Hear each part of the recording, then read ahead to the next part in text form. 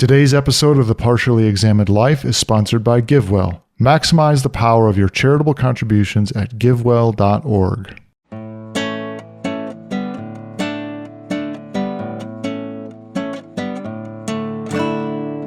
You're listening to The Partially Examined Life, episode 357, part 2. We are still talking about Ludwig Feuerbach's principles of the philosophy of the future, and we are jumping forward to his positive account. Wes, you said that was section 31 to the end. Yeah. Skipping over for the moment his detailed criticism of why didn't Hegel get it right? Why do we need materialism? If it's not thought thinking itself, what is philosophy going to be like? So in 31, he starts out by calling he's going to be calling this the new philosophy. And he calls it the truth of the Hegelian philosophy, which is a very Hegelian sounding thing to say, right? The truth of something is just the next stage, right? It's the teleological progression or something that completes the previous thing because it resolves a contradiction in it. That's the truth. And it's another way of saying he thinks this is going to flow right out of the speculative philosophy out of Hegel. And why does it do that? Well, it overcomes the problem of positing an other that is posited from within and not being concrete enough. So he'll say it thinks the concrete concretely rather than abstractly. It acknowledges the real in its reality. That's the new philosophy. Woohoo. And can we say anything initially, like as a practical matter? Do we even really know? What is the problem with this, right? A pragmatist would say the problem with Hegel's approach, just in terms like, we can see why Marx wants to get rid of this because, well, and even though we haven't read Hegel's philosophy right yet, we will get to that eventually, that he ends up saying, yay, monarchy. He ends up saying the current state of the German monarchy, where we want to go, it acknowledges freedom for people, but as represented in the soul of the nation, the soul of the monarch, the Geist of the time as represented through the monarch. And Marx is going to at least take Feuerbach as one of the people that is going to allow him to say, no, you can't say that the monarch is representing the interests of the people unless you actually find out what the people's interests are. Are they being fed enough? Are they being ground down into dust by horrible work? Are they in danger because their working conditions suck so bad? Like, let's actually get concrete from this. So is there anything, do we think that is the kind of thing that Feuerbach has in mind when he says, thinking the matter abstractly is not enough. We have to think it concretely. Or is this just a purely a theoretical disagreement in favor of, okay. It's not political in the way you were talking about Marx, but it is what we said earlier. It's making the world real. I mean, the criticism of Hegel is it's all in your head. It's idealism. And all in God's head. All in God's head. You're right. It's all in God's head. Feuerbach's criticism is you have to make it about the world, the material world, the world that exists outside of ourselves. No, it just kind of reminds me of people today who want to speculate, well, maybe we're all in a simulation. Yeah. And then someone might want to come say, no, the real is real. Matter is real. It's not just a simulation. And I think that's the kind of sentiment that's involved here. In a way, Hegel kind of is the world as a simulation person of his day, or at least he could be criticized that way. Probably Hegel wouldn't think of himself that way. And you've brought up someone we read earlier, Moore, who was similarly in a context reacting against British idealists, right? So Moore's I could kick a rock, goddammit. The world is real. And you keep going from there. And there's a different kind of exasperation in Feuerbach as well. And I don't know if that's common amongst realists, is just exasperation, but... Well, we've seen, like with the Nyayas, the idea that any idea that everything could be a simulation or could be a dream or whatever is based on some prior recognition that, no, there are cases of reality, of real perception, and these accusations of skepticism only make sense in light of those veridical experiences. I don't remember I know it wasn't that long ago, but it seemed like, could we characterize more as straight up giving a logical response to, I've got an argument against idealism, as opposed to the pragmatist who would just say, this is a distinction without a difference. by the very definition of truth, by the very definition of existence, we are in reality, right? Even if it ends up being a simulation, we are justified in saying, I'm in reality right now. I don't think that's what Feuerbach's doing. I think Feuerbach is doing, well, this is the question that we're entering this into. Is Feuerbach analyzing the sort of, is he pulling in advance the kind of thing that Heidegger does by just saying, our existential situation is such that these doubts do not make sense? Yeah, I don't know. There's a lot of just assertion here, right? So yep. I think it's for G. Moore and Wittgenstein, skepticism incorporates a lot of assumptions that are realistic. In a way we can't, so skepticism, as I've said before, is self-limiting. That doesn't seem to be the type of argument that's going on here. So he'll say in this section that another way to formulate this objection is this idea that logical can produce the real, that the formal can produce the material. He doesn't like that. He says there must be some reality beyond this, so that if we are not to, quote, forever be imprisoned in the identity of thought with itself, in absolute idealism. Yeah. If the truth of the idea is that it really is, that it exists, then we have indeed raised existence into the criterion of truth. True is what really exists.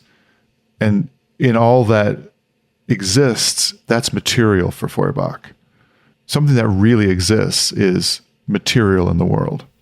Or here's another way. For thought to be real, something other than thought must accrue to it. Yes. That's another quotation. So I think, right, the problem with this sort of argument is that that's true. We need a principle of mind independence. But as you know, I've claimed before that it can be anything we like. And it could be matter, it could be God, it could be a collective, even if you're an idealist in the absolute sense and you say the world is just all God's ideas, we as individual subjects are still distinct from this external mind-independent reality that is God's mind. I mean, we are within it in a sense, but we are distinct from everything else within it. It seems to me, I'm very intrigued by Feuerbach's account and I want to understand it, but it seems to me that you can come up with any ontological principle you like to explain a mind-independent reality, and you can call it whatever, you can give it whatever stuff, you can treat it as whatever quote-unquote stuff that you like. But for Feuerbach, it really does need to be matter and sensuousness. And I find that appealing. I'm like, maybe he's right about that. Maybe it really does. Maybe you can't just insert God or any other principle you like, not just because it's so speculative and this and that, not because of that, but maybe there is some work that matter does that none of these other things can do. I haven't worked this out for myself yet. I agree with you, and that's what Feuerbach is doing. What is this non-thought, this something different from thought? It is sensuousness. That thought realizes itself means, accordingly, that it makes itself the object of the senses.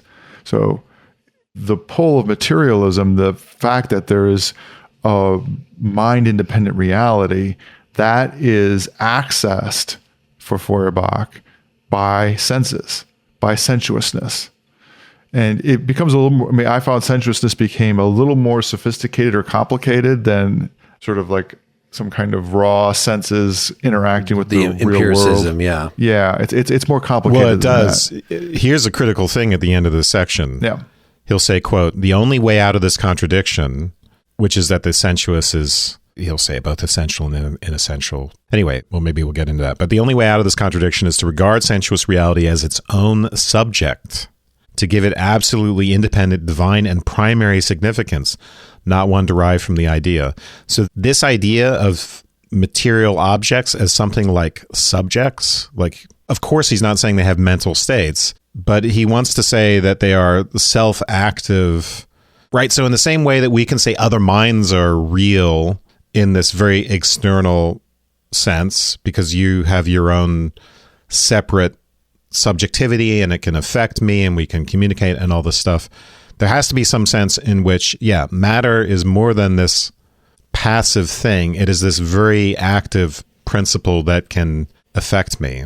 Yes. Right. It's really interesting that he would, because it sounds like, wait, is he flirting with idealism again by saying sensuous reality is its own subject? But it's more metaphorical. But that to me is like, yeah, that is like a little light bulb moment where what limits us, we're almost better off understanding it on analogy to another subject. Yes. It's really interesting that he characterized this as the sensuous and not as the material, because it seems like he is not just, it's the return of an empiricist sentiment, but the empiricists, right, is let's pay attention to our experience and, maybe we have some a priori sort of, the only, like Hume, the only thing we could possibly know are things that come through the senses, something like that. But instead he's putting it as a metaphysical point. And what you were saying, Dylan, that for something to be real, it has to have the qualities that we would apprehend with the senses. It might have many other qualities, of course, but right. So for a number to be real, it has to apply to an actual thing. It has to be 2 bananas, right? So that's just Hume and Locke coming back, but it's put in this metaphysical terms instead of an epistemological term, which is interesting. His criticism of Hegel, I think, is a deeply metaphysical criticism. He's saying Hegel's not getting the metaphysics right. He'll repeat this idea of the object as an activity which limits me in section 32. He'll say a real object is only, quote, given to me in a way that affects me, in a way which my activity is limited by the activity of another. So we have to think of sensuousness or matter in this very active way. Isn't that one way of understanding the real, and it's an object? It is the material world and the sign of reality is the constraining of how I can think about the world. Yeah. And in that way, the problem with idealism is there is no constraint.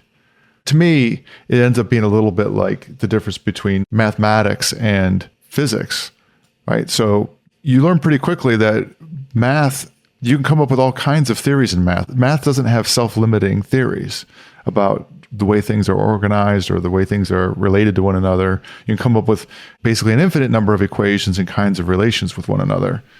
And it's by factoring in the constraint of the real that you end up selecting out the mathematics that will account for the real world. Yeah.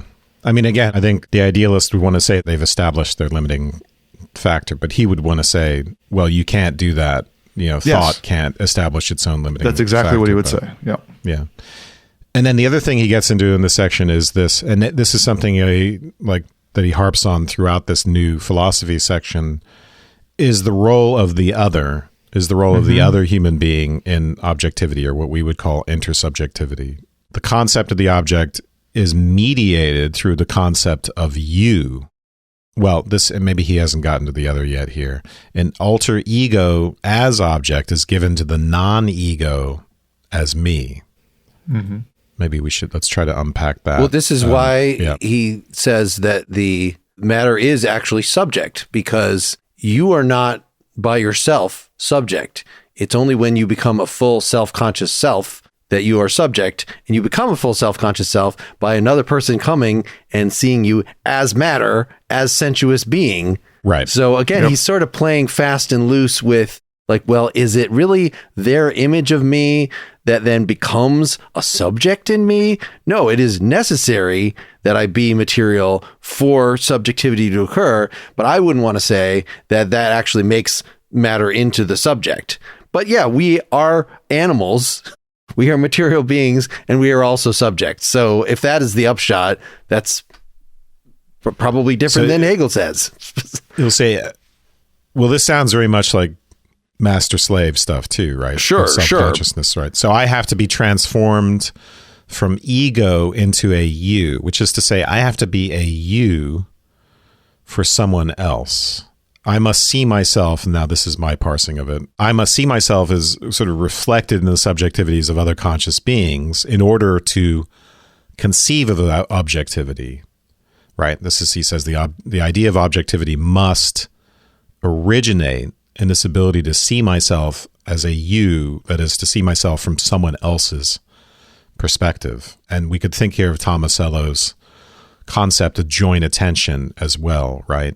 So yeah, we could think of Tomasello and joint attention as well, where we're not really thinking about objectivity, right? So animals with language can't do this.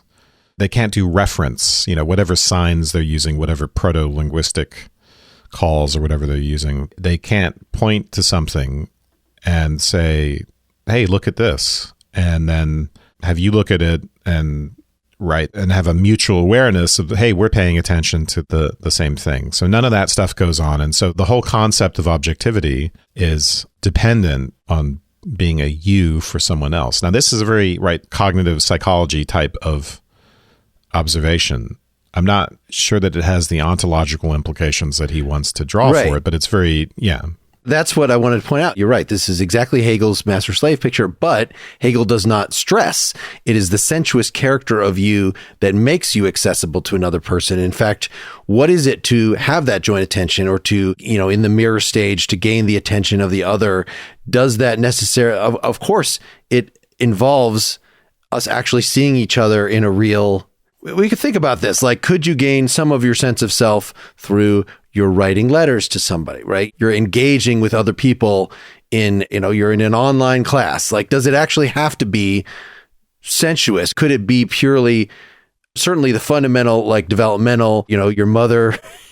Right. There's got to be something at some point. Yeah. When you're a child, there's got to be sensuous stuff involved, but it's not solely about the sensuous. And for Hegel, remember, this is a step in establishing Geist, in establishing spirit as something that is explicitly not material, that we have ideas that we can share among us, right? So a lot of the mechanics of why your recognition of me allows me to establish myself as a subject is because you say, treat me as you're the garbage man. You assign a role to me that is not necessarily, that is a social construct, right? That is something that is not purely material. It's not that you're saying, oh, you're so fleshy. And you're like, oh, I am fleshy. I guess that makes me a subject. Like that. We don't emphasize the material in that way, in the way that Feuerbach, I think, is emphasizing it.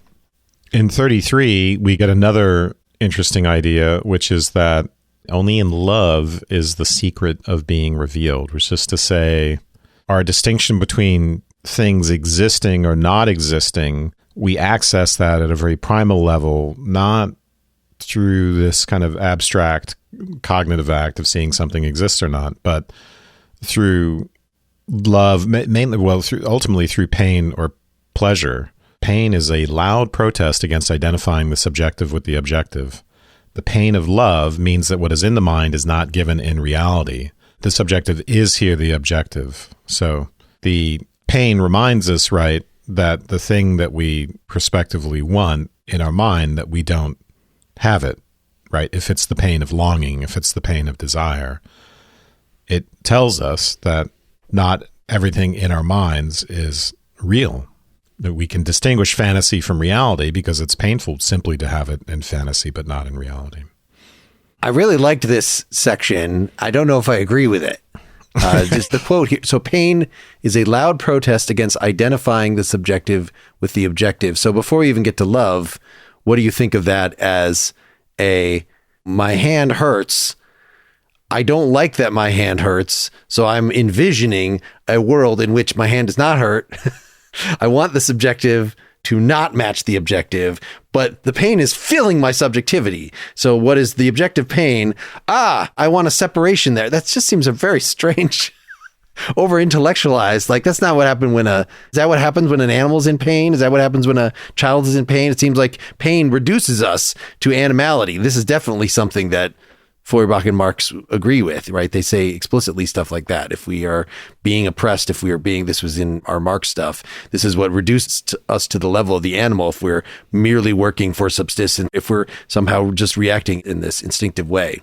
I also wondered about things like phantom pains and stuff like that. I mean, he's not responding to the problems of materialism here and the way in which you get things wrong, like the epistemological challenges of the interpretations we have of the real. And so I'm really sympathetic. And in fact, I basically agree that the world outside of ourselves, the mind-independent reality, acts as the constraint in our thinking. But, he's pointing to things that seem sometimes to be more problematic than he's admitting about the way in which those constraints get resolved by just looking at the world or experiencing the world through pain. That pain doesn't necessarily clarify the real. Well, we could ask ourselves, I mean, there's one broader question, which is whether we could distinguish reality and thought, or reality and fantasy, or reality or whatever's going on in our mind. If we could distinguish those two things, if we couldn't feel pain or pleasure of any sort. And I think the pragmatist would say, and I think pragmatists are right about this, that we really be hobbled, right? Because we wouldn't have the desire to know. We couldn't feel satisfaction figuring something out, right? And part of the sense that, hey, that I know the truth about something, and is the sense of having figured out and being satisfied with it. If being puzzled were just as satisfying as having figured something out, how would we distinguish them? We wouldn't have a vector in one direction or another. So that's a very broad point, psychological point, I think, about which pragmatists and Feuerbach would be right. And then the question here is, this psychological point about pain and pleasure, it is something that comes up in Freud and psychoanalysis, whereas this early developmental stage in the mind, but it's very speculative. But developmentally, we understand pain as external and pleasure as internal, which might be a little bit different actually than the point he's making here. But stimuli, right, are also often tension or pain producing. And then we have to work out a way to reduce the tension or to get pleasure, right? So if we are, I mean, maybe hunger. So there's lots of counterexamples to this now. Like hunger. Yeah, I mean, hunger comes from the inside, you know. Yeah, so. I don't buy that pain is from the outside. Well, let me inject Schopenhauer in here, right? Writing about the same time as Feuerbach here. So the objective world can bat up against our senses, including our sense of touch in many ways. But it's all just, it doesn't actually have any meaning, according to Schopenhauer, until we run up against it in some significant way. So pain actually is felt as the will being thwarted. So there you go. Let's divide my touching the thing from my wanting to push through the thing, and I really need to get through the thing, and it's hurting my fingers because I can't get through the thing. That's what actually makes it real and sensuous to us, even though you'd think you'd have all you want out of sensuosity in the objective world. In fact, our feeling of our own will is not a sensuous feeling, right? It is an inner sense or something. Maybe we only know it indirectly through the other people identify. I don't know. I'm trying to apply Hegel to Schopenhauer here. No, this is good. This is good. Yeah. Yeah. But in this way, isn't pain and pleasure just simply ways of making distinctions now? Pain and pleasure are the manifestation of here and there and of distinction one thing from another. And it may be part of the argument of Schopenhauer includes the fact that, look, we just pay more attention to the acuteness of things when that sensation is more like pain than it is pleasure. Yeah. Pain and pleasure give us a sense of the boundaries between our bodies and the world, for instance. And the boundaries between some things and other things.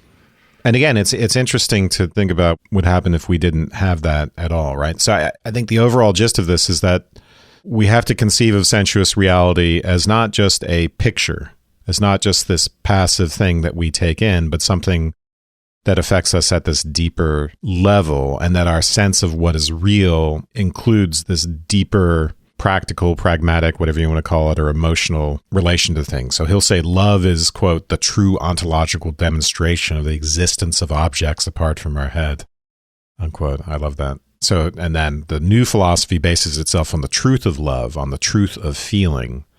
So we get away from this impassive, abstract, cognitive act of comprehension towards the importance of feeling. Another little proto-Nietzschean element here, I think. The heart demands real and sensuous objects.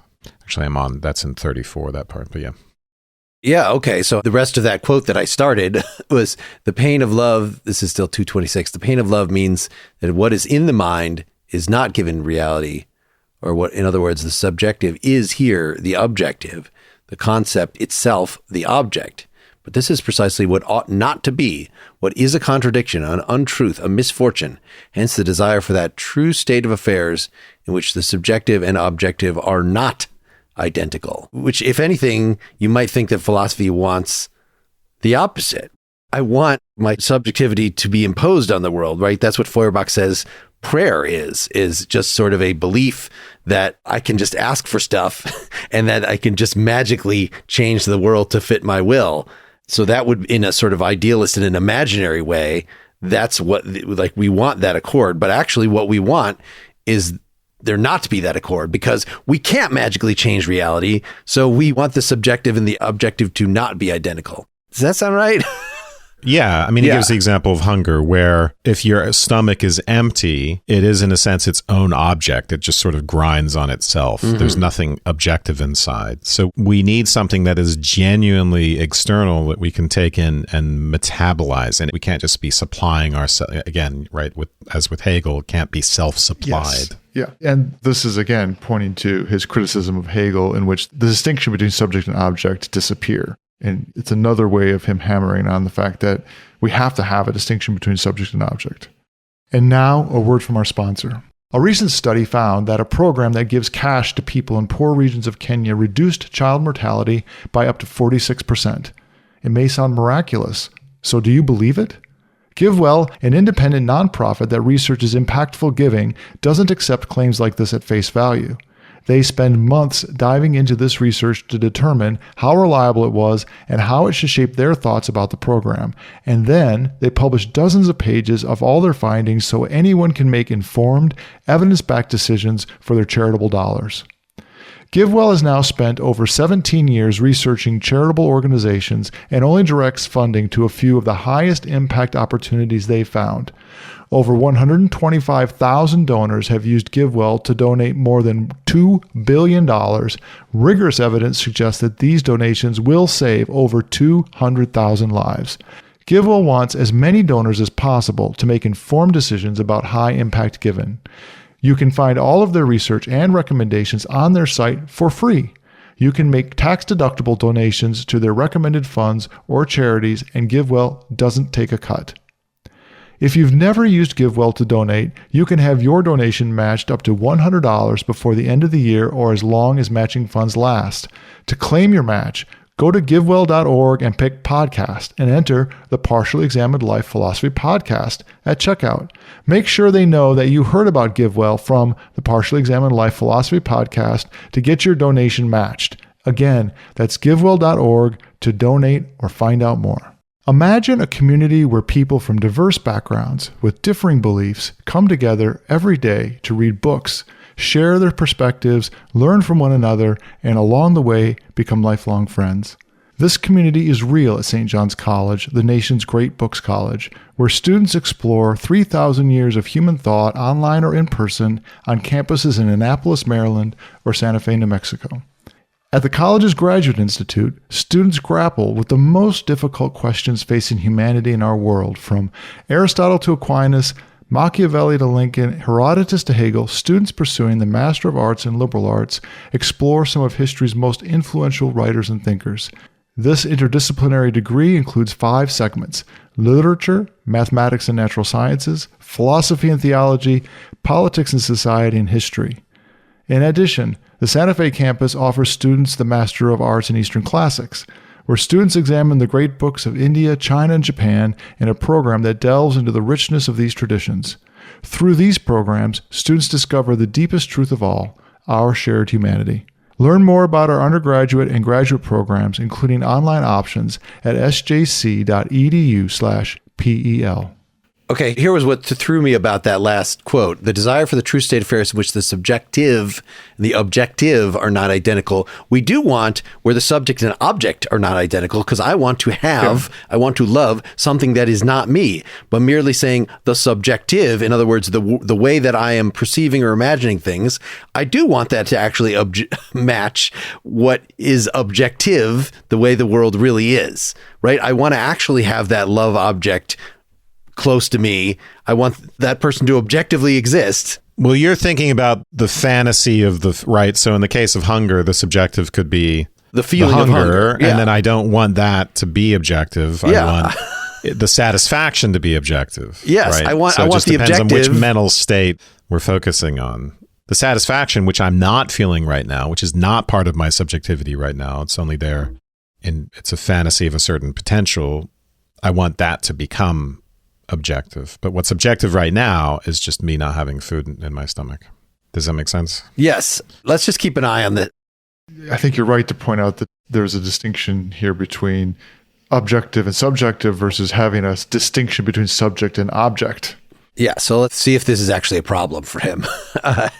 35, that which cannot be loved does not exist. I mean, that sounds like what I was characterizing as Schopenhauer, that like, okay, you can have an object that you recognize as an object, but unless it is meaningful in some way, unless you can love it or love that it's not there, right? You can hate it. You can, unless there's some emotional affect, then it is not going to feel real, even though it is distinct. Yeah, he's just putting these slogans are quite, he's waxing very poetic. Nietzschean. Yeah. It's hyperbole. Really gets to section 61 or whatever it is, right? Right, it does, yeah. It does really get. Sections 36 to 38, this is where he gets a bit more into treating the self as real and sensuous. Yeah. So I am real and sensuous. The whole of my body is my ego. That's another puzzler, right? I mean, I get it at a more emotional, poetic level. And even Freud will say things like this, but, so they're important analogies, like the skin, the analogy of the surface of the body to the ego. But here it's a bit puzzling, I think, to make this kind of bold claim. So page 228, this self-consciousness in modern philosophy is again something that is only conceived, only mediated through abstraction, and hence something that can be doubted. Indubitable and immediately certain is only that which is the object of the senses of perception and feeling. So this sounds to me like self-consciousness in Descartes, which of course Descartes says I can be absolutely certain that I am, but can ya? Hume thought that was doubtful. Yeah, if you're just using an abstraction, but if you're actually a being in the world, qua Heidegger, that means you are completely immersed. You are feeling, your senses are showing that you just can't doubt yourself. In this section, only the objects of the senses are immediately certain. So instead of looking for certainty in the Cartesian ego, we find it immediate, right? And then trying to derive the certainty of the external world through God's, the insurance policy that is God. We can just say, actually, it's the external world that is immediately certain, not the ego. Yeah, and this is where I think he, in pursuing his point, so he's in 37 and 38, he's moving to the ontological is constraining the epistemological so that we get certainty out of understanding what is real. And then that is through sensuousness. He says in 38, when sensuousness begins, all doubts and quarrels cease. So we will know the true. I feel like he's getting out over his skis at this point, right? He's making the points about the importance of the mind-independent reality and the role of the material and sensuous there. But now he's laying claim to that as providing certainty and clarity in ways that is just, I feel like he's just ignoring problems with. Well, yeah, I mean, he's ignoring a very famous section in Hegel called sense certainty, where Hegel addresses just this sort of sentiment. And we know it, he knows it very well. He knows it in the way, he knows Hegel the way hyper-religious people know can quote any biblical passage you like. He knows about all that. And he's not really giving us arguments against Hegel's argument in sense certainty. Yes. So we're kind of left in the dark, I think, a bit here about he's making the assertions, but I don't know quite how he would justify it. I know a little bit in broad way, right? What his general trajectory is, what the thrust of this is, and why he wants it to be this way, but he's not giving detailed technical arguments. Well, and I'm sure we skipped over the section where he specifically talks about that sense certainty section. And I think I referred to it in the last discussion, that if you start out, you think the basic, we're going to start our entire philosophical explanation and we're going to focus on demonstration, the pointing out of this, and then saying, well, really, that this is totally abstract, that this could refer to anything, where no, if you're actually in a situation, if we're talking about human beings doing this and not about abstract thought, God thinking the thoughts that any of us could have, just like geometric proofs or something like that, then it would be very important what you're, if you're that when you're pointing at the one you love is quite different than when you're pointing at the sky or you're pointing at whatever. And I think I concluded last discussion asking, is this a good argument against? This seems to be just denying Hegel's whole project and saying you are confused from the get-go in prioritizing this conceptual analysis, where it just seems like, well, couldn't the conceptual analysis be good? And yet, of course, I acknowledge that it matters to me in a concrete situation what this I am pointing to. Why else would I point if it didn't matter? Yeah, we might. Sounds very boring, but we might want to do an episode on demonstratives because that's a whole subject within philosophy. Demonstratives and indexicals, yes. Indexicals, yeah. Because Hegel, I think, has been accused by contemporary analytic philosophers of ignoring pragmatics, for instance, and that's another subject I've wanted to do, right? There's context, right? Is this really a universal in the way that we're using it? It's unclear to me. So that might be a point of critique, but yeah, I don't see it as clearly made here by Feuerbach. All right, back to this part of these. So we're 38. Where are we? Yeah. Only the sensuous is certain immediately through itself and indubitable, and hence divine. It's an interesting idea. It's the secret of immediate knowledge.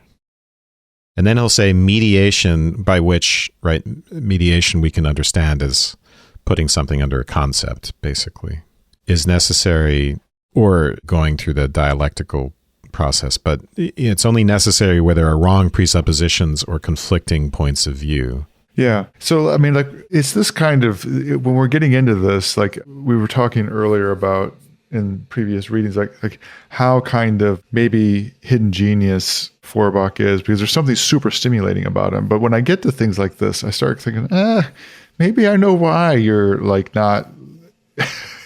So the necessity of mediation is only a limited one. It is necessarily only where a wrong presupposition is involved, where a different truth or doctrine contradicting an established one, which is still held to be valid and respected, arises. A truth that mediates itself is a truth that is still has its opposite clinging to it. Basically, he's saying that when you have mediation, basically you don't know what's going on. And I'm thinking, so like, you're saying lack of clarity is lack of clarity, right? Like your uncertainty is because you have uncertainty about what the true in the world is, involves there being things that are in tension with one another or contradictory with one another. Well, Hegel kind of wants to say that there's contradiction is clinging to everything, right? So that when we point to a concrete immediacy as something that seems to be certain within sense, it has the contradiction that's attached to it is the concept. It's actually theory laden already to kind of modernize that point of view, and is mediated by the concept. So we don't just have access to raw concrete reality. We have to do it through the concept. It's mediated. And he's trying to vindicate, and I'm kind of sympathetic to this now. I'm sympathetic to all sides, but he's kind of trying to vindicate the other point of view, which is that no, it's not actually, there's something about this that we have access to that is not conceptually mediated. Yes. Is that true? I don't know. Does he give many arguments for that? No. But again, something appealing, that have we gone too far with this whole theory laden thing, you know? Yes, I'm similarly completely sympathetic to it. You know, I think that's one of the things that you get out of pragmatism as well. You've brought that up a couple different times. There's a kind of practical worldness that Feuerbach is saying, look, you know, it's out there. And the theory ladenness, if it becomes theory, it's not merely laden, but it's all theory. That's the kind of criticism that he's making of Hegel, that the real world isn't in there anymore. And you need the real world to be bumping up against you to have something laden. Right? So one example here of an immediate relation, I think he's saying is love, as we've been seeing, that you might, if we're going to do an analysis of love, it might be pretty complicated. And you might say the line between love and hate is very thin, that we're drawing on cultural norms of love. You could say it's very much conceptually loaded. But he's going to want to say, well, those might be some sort of variations or elaborations, but there's a core that is entirely unreflective, that you don't need any concept. It is entirely pre-linguistic. Your animals can love each other. And to just harp on like I'm just, again, kind of thinking of the analyses of knowledge that we just went through and the Gettier problems and the Williamson just saying, stop trying to analyze knowledge. It's basic. I think Feuerbach is stop trying to analyze love in this way. Lacan, whatever, it's just basic. Yeah, no, that's very interesting to relate it to Williamson's knowledge is unanalyzable. Yeah, that's a really good point. All right, are we done with 38? I really want to get to here being before we run out of steam here. Well, I think. All right, so that is that in 44 here being? He's talking about space and time and. Oh, sorry, I saw at the end of 38 he does talk about genius. Should we? No, go for it. As one of the buzzwords in German. We're running out of time, so we're going to time. have to prioritize. But yeah. All right. Genius is immediate sensuous knowledge. Talent is merely head, but genius is flesh and blood. That which is only an object of thought for talent is an object of the senses for genius. So maybe, yeah, being an artistic genius, being an intellectual is being able to get right to the heart of this thing and not think through the mediation of like, what does everybody else think about this? Well, how do I present this scene in my play? Whereas the genius just gets right to it, just intuitively focuses on the thing. This just reminds me of the type of conversation I had as soon as I got to college, to St. John's, which always basically meant someone else is better at guitar than me. So they are technically better, but I've got the heart and the soul. I feel it more, man. So maybe that's an uncharitable association for this argument. Genius versus talent. All right, less said about that, the better. Dylan, you wanted to push us forward to a spot in particular? Or? Well, I think we should jump to here being. Let's do it. 44. Yeah, because he's going to talk more about religion and stuff in between. He'll start out by saying space and time are not just forms of experience, a la Kant. They are essential conditions, rational forms, laws of being as well as thought. Okay, I can get on board with that. And then here being is first. So, quote, the index finger shows the way from nothingness to being. Saying here is the first boundary, the first demarcation. The trajectory of this whole section, by the way, is it's going to sound like logical distinctions are derivative of spatial distinctions, which is a really interesting idea. But yeah, sure. What do you make of here being? I mean, it just goes part and parcel with that metaphysical. For something to exist, it actually exist in a place and time. Yep. And how do we distinguish this from that? Well, this is over here and that is over there. Exactly. That's the fundamental thing. Mm-hmm. It's another way of talking about mind-independent reality. Right. He gives this example of like the distance between you and I is what allows us to both to exist without jeopardizing each other. Mm-hmm. This is a boundaries thing. You know how some people don't have boundaries and they just make you go crazy. Some people just conceptually melt into you and it's just merge really with you, crowding you out. So that, yeah, I mean, he's saying, if you want to talk about existences, you have to talk about spatial boundaries, spatial demarcation. So, like with our Aristotle metaphysics episodes, we emphasize the formality, right?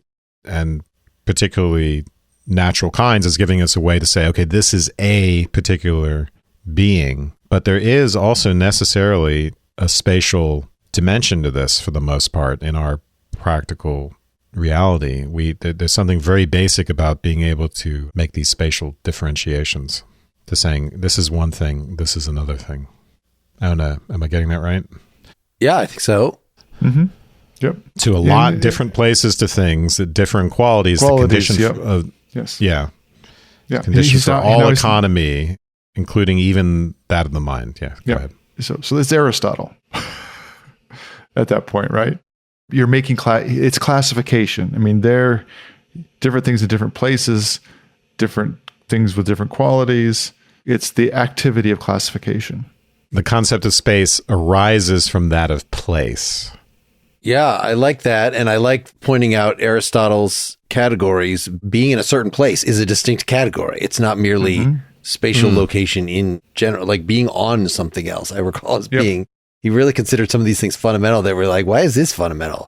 Can't he just generalize to a kind of a general spatial, I don't know, my memory, sir. The point being that you would get the notion of space out of the distinction that you have, that is the distinction of place. Yeah. Feuerbach will say here being is positive, right? It's not just negative, a negative determination like it is in Hegel. Yes. I am not So it's not because I'm right. In Hegel, you might say, I'm here because I'm not there.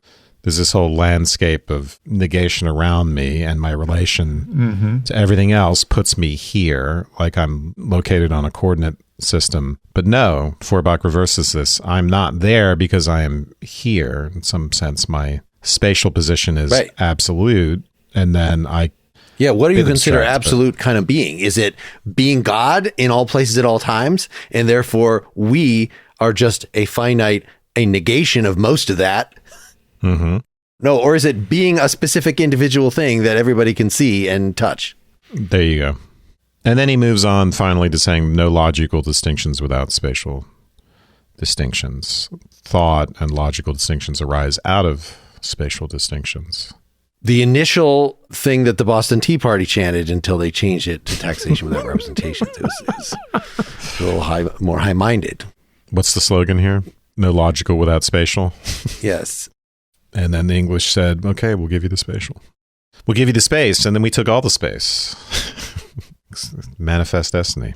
So the 53 to 63 is about community as the absolute standpoint, or I don't know if we want to get more into that. 39 to 40, which we skipped, is about art presenting the truth of the sensuous. Art as God determined in sensuous perception. It's a little bit of a throwback to the Romantics. Yeah, a lot of this reminded me of the Romantics. And 41, which I think we skipped over, or did we? No, we did go over that. Well, part of the problem is the repetitiousness of this. Right. So he's saying, again, man is an object of the senses, and then he gives this line about when we press other people's hands, we're not just touching physical objects, we're touching other people's feelings. And then this idea that it takes two to give birth to the spiritual man. I think we got into that in the last recording. But our intersubjectivity, again, is a criterion of objectivity, or which he calls togetherness. Yeah, so he's kind of getting at he's elaborating some of these points about logic requiring, so for instance, opposites can only be united in one being over time, right? Contra Hegel's abstract phenomenology, things contained within them their own opposite. No, something can turn to its opposite through change. So it's a pretty basic thing, but like supposedly the Hegelianism was so fucked up that it kept us from acknowledging these basic and obvious things. And now I'm going to put them out. Back to common sense, something like this. The real can be presented, this is 48, the real can be presented in thought, not as a whole, but only in parts, right? We can't even understand what the unity of God, this point of view in which an individual is just carved out of the whole. That just really makes no sense to us. Individuals are what populate our experience. And in 48 too, another formulation of the need for sensuous reality. Only that thought which is determined and rectified by sensuous perception is real objective thought, the thought of objective truth. Yep. This idea that, and then he uses this word interrupted. In a way, we need to be interrupted by sensuous perception. Our thought needs to be interrupted by it in order for us to be in touch with reality. Yeah. I like that. And then I don't like the way he sums that up as, well, for Hegel, it's like a circle. It's like this constantly looking back on itself from the mediate through the mediated. But no, for Feuerbach, it's an ellipse of sensuous philosophy. I guess an ellipse introduces that blockage, that sensory, we're elongating one of the, so it's still a circle. Like we still do reflect back on ourselves, but we do need an actual sensuous thing, which makes it a little wider. It's just a failed metaphor. Yeah, I thought that was pretty bad. And yet they use the ellipse as their, if you put on their helmets, the Feuerbachians. Did this catch on? Their helmets, yeah. The Feuerbachian army or football team. Yeah. I think, if you don't want to demean animals, you don't want to demean Native American tribes, call your teams after basic shapes. The trapezoids. The rhombi. Let's get ready to rhombi. True dialectic is dialogue. The unity of I and you equals God. I have a bunch of like one-line descriptions for these last bunch of sections here.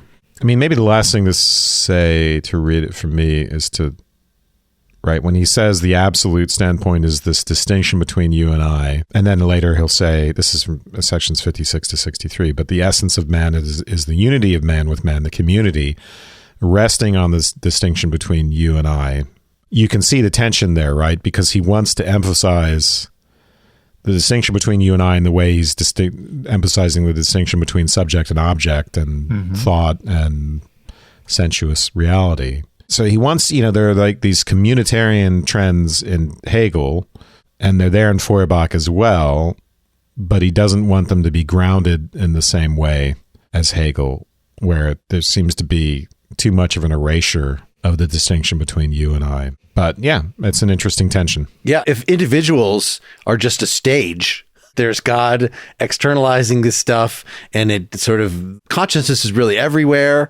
All points of view are consciousness, but then some of them rise up into individuals and establish these relations and establish societies and geists, talking points, memes that they can brush around. And eventually we all are we realize our fundamental unity, and we're God seeing itself through God's eyes. That's not so we're only just temporary blips. I mean, there's something very poetic about that, in that, yes, we are born and we die, we reduce back to dust. So literally, we are only temporary things, but still, don't we want to think that our ultimate political and social ideas should be founded on that temporary, that becoming that is humanity, and not on the supposed endpoint of absolute knowledge. And I don't know if that's what if Hegel's actual politics tries to take that very unhuman point of view, or whether he's like, yeah, we are. Yeah. Well, he's been accused, right, of being a bit authoritarian, right? So taking that communitarian trend to the point of